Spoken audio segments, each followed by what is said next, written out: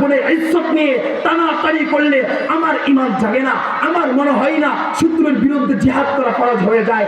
আজ আমাদের সামনে, চোখের সামনে নবীকে নিয়ে অপমান করলে আমার রক্ত জেগে ওঠে না, আমার মনটা চাই না তাকে হত্যা করার জন্য। ওই অপরাধী সন্তান ছেলেও হয়, সে দ্বিধা করবে না ইসলামের সামনে। যদি ওই অপরাধী তার বাবাও হয়, সে দ্বিধা করবে না ওই ইসলামের শরীয়তের সামনে। ঠিক কি করবে? ইজাহিদুনা ফি সাবিলিল্লাহ, আল্লাহর রাস্তায় জিহাদ করবে। ওয়ালা ইয়াখাফুনা লাওমাতা লাইম, নিন্দুকের নিন্দা পরোয়া করবে না। যে যাই বলুক ওই দিকে তাকাবে। ওয়ামা লাকুম লা তুকাতিলুনা ফি সাবিলিল্লাহ ওয়াল মুস্তাদআফিনা মিনার রিজাল ওয়ান নিসা ওয়াল বিলদান আল্লাযীনা ইয়াকুলুনা রাব্বানা আখরিজনা মিন হাযিহিল ক্বরিয়াতিজ যালিমি আহলুহা। সম্মানিত হাজিরিন, আল্লাহ তাআলা আমাদেরকে উদ্দেশ্য করে বলতেছেন, তোমাদের কি হলো? লা তুকাতিলুনা ফি সাবিলিল্লাহ, তোমরা আল্লাহর রাস্তায় জিহাদ করছো না।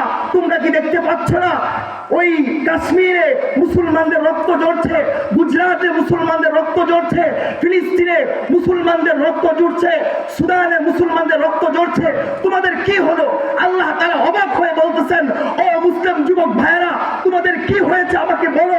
লা তুকাতিলুনা, কি জন্য তোমরা আল্লাহর রাস্তায় জিহাদে বের হচ্ছ না?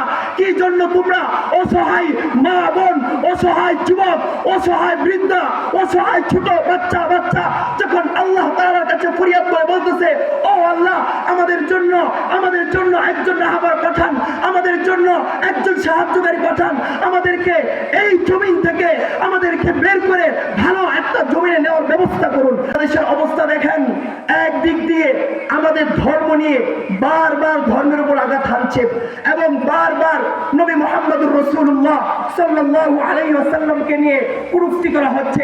সাতিমে রাসূলের আবির্ভাব একের পর এক আমরা আমাদের চোখের সামনে ভাসমান হতে দেখছি। শুধু তাই নয়, আমরা দেখতে পাচ্ছি আমাদের বাংলাদেশে আজ আলেম পর্যন্ত নিরাপদ নয়, একজন মুসলিম বোন পর্যন্ত নিরাপদ নয়। আমরা দেখতে পাই কোনো মুসলমান কোনো দেশের মধ্যে নিরাপদ নয়। তার কারণ কি? প্রতিটা দেশের মধ্যে পুরো পৃথিবীর বুকে যারা আল্লাহকে বিশ্বাস করে, এক আল্লাহকে বিশ্বাস করে, নবী মুহাম্মদুর রাসূলুল্লাহ সাল্লাল্লাহু আলাইহি ওয়াসাল্লামের ইতাআত করে, শুধুমাত্র এটাই অপরাধ। এই অপরাধের কারণে আজ সারা পৃথিবীর বুকে আমরা দেখতে পাই শুধু মুসলমানের রক্ত ঝরছে।